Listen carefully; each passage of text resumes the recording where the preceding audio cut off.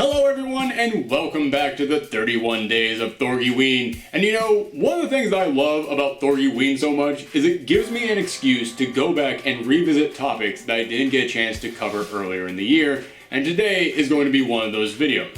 You see, months ago, a Friday the 13th video game came out and I so wanted to review it, but I just didn't have the chance. Everything just didn't line up correctly and I never got around to actually making a video on it. However, screw it. It's THORGIWEEN. I can talk about whatever I want as long as it has to do with spooky horror things. So today, much like Jason himself, my review of that game is going to rise from the dead and break on through your front door, because in just a week, that game is actually going to come out on physical disc. So if you've been waiting all this time to play it and you're still wondering what my thoughts on it are, enjoy. So let's start by addressing the elephant in the hockey mask. This game has been getting lots of negative reviews, so I was a bit nervous going into it, but at the same time I was kind of intrigued, because I had heard while critics kind of hated it, gamers themselves were actually kind of loving it. Plus, most movie tie-ins are terrible because they aren't made with any passion, but this was a Kickstarter game, made by fans of the franchise who wanted to get it right, so maybe it could be fun. Let's start with what this game is actually about. You and 7 other players get dropped into one of 3 different locations from the Friday the 13th series, and while 7 of you are going to be camp counselors, one of you will randomly be chosen to actually be Jason. Jason then has to try and kill the 7 other players before they either escape or 20 minutes run out. Now, Jason can't actually be killed in the game. Okay, sure, you can kill him, but only if like 7 crazy things happen in a row. No kidding, you literally need that many things to perfectly happen to actually kill him. So unless you and the 7 other players are all working together, specifically trying to get that Kill Jason achievement, it ain't happening. So instead, the counselors have to find a way to escape, of which there are actually a few ways, but you have to work for them. You can escape by car or boat, but you have to find several components to actually fix them first. And even then, if you are able to fix these vehicles, Jason can still teleport in front of you as you're trying to escape and stop you. You can also call the cops, but in order to do that, you have to find the house that has the phone inside. But the phone will be broken, so you then have to find the fuse that fixes the phone, and then once you're able to call the cops, you still have to wait 5 minutes before they show up, and then when they show up, you then have to get to the exit where the cops show up, and if you can do that, then you're allowed to leave and exit the game. Now you might be thinking, oh well, that sounds like it could be a challenge, but not impossible. I'm just getting started. Jason isn't just immortal, he also never gets tired. He can throw knives at you from a distance, he can sense you through the darkness, and he can teleport. Not to mention, halfway through the game, he'll go into rage mode, which will allow him to burst right through walls like the Kool-Aid Man, which I actually kind of love because Jason always goes into extra murder mode in the last few minutes of the movie, so it actually makes sense. Just like him teleporting. Sure, he doesn't actually have those powers in the movies, but he does constantly appear out of nowhere, so this game actually found a way to imitate that.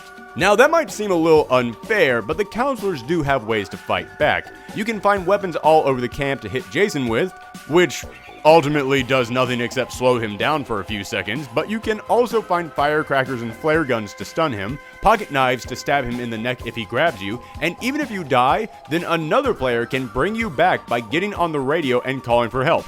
And who shows up to answer the call? Holy crap, it's Doctor Who! Finally, my fanfic crossover is being taken seriously! I'm just kidding, that's actually Tommy Jarvis, the only character to survive 2 different Friday the 13th films. 3 if you count Part 5, but nobody counts Part 5. Yeah, there's going to be a couple of these. Honestly, I think this is a great way to tie in other characters from the movies, which is hard to do considering that pretty much nobody survives these films. Although, if you were going to call any other character for help, why not the psychic girl from Part 7? She can resurrect the dead. Seems like she would be able to solve many of your problems in the game. There we go. But okay, let's go ahead and address many of the complaints that people have had with this game. The first one being that people say this game is simple and there isn't really anything to do aside from the one mode. And yeah, honestly, there isn't really anything to do aside from the one mode. But honestly, that one mode is fun.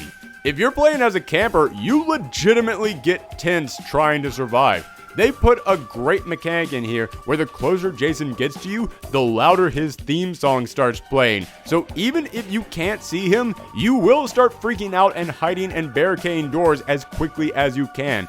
And you have a stamina meter that will drop as you walk or run, and the only way to regain that meter is to actually hide and stop moving, which keeps you from running around like a wild man looking for keys.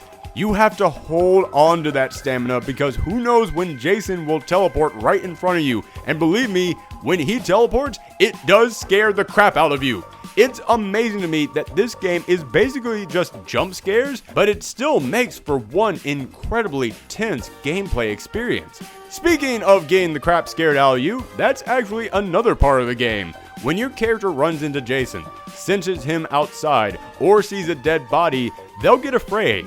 And the more scared they are, the easier it is for Jason to sense them. In fact, if you get too scared, you lose instantly. And at first I was a little upset because there's no meter for your fear like there is for your stamina, so you don't really know how scared you are. The only way to tell is to turn the camera around to look at your face, which will change as you get more scared.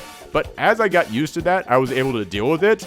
And also, honestly, these faces are so goofy and poorly rendered that I just love looking at them. So that's basically how the game is played. It's not that complicated, but they did way more with the concept than I was expecting. In fact, there's even a level up system. You can unlock campers as you level up, each with different stats that can affect how quickly they run, how quickly they recover stamina, how well they hide, how much fear they can take, but you can also customize them by unlocking skills that can do anything from affect how well you sneak, to how well you run, to how well you unlock traps, to what items you start the game with, which come in really handy. But who cares about the campers? We're here for Jason. Well, then you might want to turn and go on home, because if you're picking up this game only to play as Jason, you will be sorely disappointed. As I said, only one of the 8 players gets to be Jason. Yeah, do the math on that. You will spend the majority of your time playing as campers. But in all honesty, I kind of enjoyed that more. Because with Jason, I was getting frustrated at the campers escaping, but as the campers, I was getting freaked out about whether or not I could escape. Playing as Jason can be kind of frustrating because it's really easy for these campers to give you the runaround, and while his teleporting ability is great, man, it is next to impossible to aim. You will run headfirst into walls and trees unless you have a clean open shot to your target. However, I won't lie, when you do actually grab a camper and you perform one of his signature kills from the movies, yeah, it feels pretty awesome. You feel like Jason, the unstoppable monster. That is when this game can actually connect. Yeah, that's as good a spot as any to start talking about the problems with this game. As I said, the controls can be pretty clunky, especially as Jason, but even if the controls were clean and smooth, they'd still be slowed to molasses by the poor connection. This game is incredibly glitchy. I assure you, this is not my recording software crashing and the video is not buffering. This is just how much you'll find yourself jumping around. You'll twerk and jerk back and forth, walk halfway through walls, or worst of all, you'll get kicked right out of the game. There's one match I won as a camper because the guy playing Jason just got kicked out of the match. We kept wondering if he just left the game or if the game dropped him, and my answer came in the very next round when I was playing as Jason, and then 5, 4, 3, 2. Oh, the mask is off. Ew, I'm hideous. Don't look at me. He gave you the middle finger. What? What Oh, is time up? Time's probably up. Error, you were kicked. What? What? Oh, come on. I got no experience points for that either. Oh, maybe they thought you just were really crappy. Everybody thinks I just turned salty and left. Oh, come on. Yeah, that's an actual reaction from our Twitch playthrough when it happened, which actually makes for good streaming, I guess. But my point is, the connection will drop you constantly, and even if the connection is fine, you can still get kicked out of a match just because the guy hosting the lobby got too salty and decided to leave. Yeah, that's the other thing.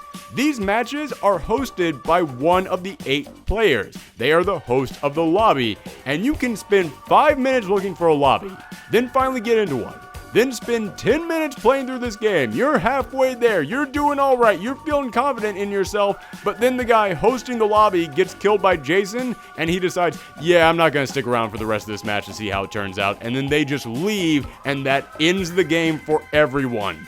And even if you find a match where the connection's good, and the host is willing to stick around, you'll still find yourself being totally outclassed if you are new at this game. And that's not me saying I stink at this game and other people are just better than me, even though that's totally also a factor. I will admit that I do kind of stink at this game. But as I said, when you level up, you can get upgrades that make your character stronger. And also, just the more you play this game, the better you're going to get at, because the more you'll learn the layout of every single map and the more you'll learn where everything is and how to maneuver around. So it would make sense for this game to match you with people who are at the same level as you. However, when I was at level 5, I was being matched with people in the 30s, and they'd be loaded with buffs to make it seem totally unfair, or they'd have played this game so much that they would have perfect memory of where every single thing was while I was still trying to figure it out. And also, I'll cut this game a little bit of slack simply because the Friday the 13th franchise is really only known for having one location, so the fact that they were able to squeeze out 2 extra maps is kind of impressive, but yeah, end of the day, 3 maps is still kind of light, but as I said, there aren't really that many other spots in the Friday the 13th franchise. Jason never really went anywhere outside of the camp. Hell, even in Jason Takes Manhattan, 95% of that movie is not in Manhattan. Okay, I swear that's the last one. So yeah, in all honesty, there's a fair amount of negatives to this game. However, you know how I said that one of those negatives was how salty the other players could get and that could ruin your whole game? There is also an X factor when it comes to the other players, and it actually makes this game so much better than it should be. This game picks up audio from other players, and their interactions are the best thing in this game. When you're Jason and you hear a camper freak out, not the character in the game, the actual player in real life, it's so much fun.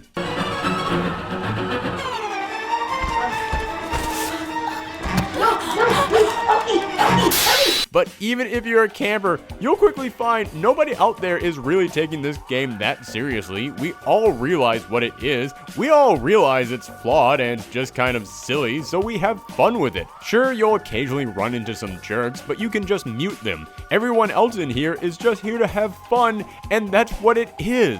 I mean, heck, even the glitches themselves can be fun if you're not taking this game too seriously.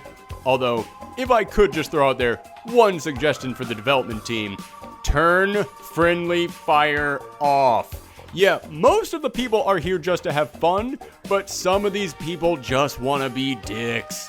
I can't tell you how often I managed to fix a car or a boat only for a player I thought was waiting to escape with me, then just shot me in the back and killed me, and then proceeded to steal my ride. So even this magic X factor, which makes the game so good, also comes at a price. So, is it a good game? Well, it's super flawed, it's really cheap, and a bit too simple, but it can get really tense and scary at times. It does get way more creative than you'd expect, and if you have a good group of people around to just laugh and shout at the screen and make fun of it or get freaked out by it, yeah, it's a blast. Oh my god. A cheap, simple horror experience that's flawed but still spooky and surprisingly creative and best played with friends shouting at the TV. You know what this is? It's Friday the 13th! They didn't just make a Friday the 13th game, they made a totally accurate depiction of this movie franchise. So, is this game worth playing? Heck yes it is! Is it worth $40? Heck no, it's not. In fact, that's how much it cost when it came out, and I thought, okay, it's not worth it now, but by Halloween, it'll definitely have dropped in price. Nope, it's still $40, and it totally should have dropped to at least $30 by now. And if it had, I'd be a bit more enthusiastic to recommend it, but again, I'll say wait till it goes on sale. But in all honesty, with online games like this that require that many people to play, typically, if it's not a smash hit, and you have to wait for it to go on sale, yeah, it probably won't have that many people left playing it. R.I.P. giant trucker guy from Battleborn, you will be missed. And honestly, it's even harder to recommend this game when there's an even better, smoother game out there that does the exact same thing as this and is $10 cheaper. But I'll get to that later this month. For now, I'm just giving this game a 6.5 out of 10. Kind of just a meh, but it's an enthusiastic meh. Like a meh with a question mark at the end. Like, aren't you intrigued to know what that meh means? Maybe you should check it out if you get the chance, but if you don't, then who cares? Okay, that's it for the first game review of THORGIWEEN, and if you want to see more games, movies, and comics perfect for Halloween, then hit that subscribe button and follow us on Twitter and Twitch at Professor Thorgy. Thanks for tuning in, everyone, and happy Halloween.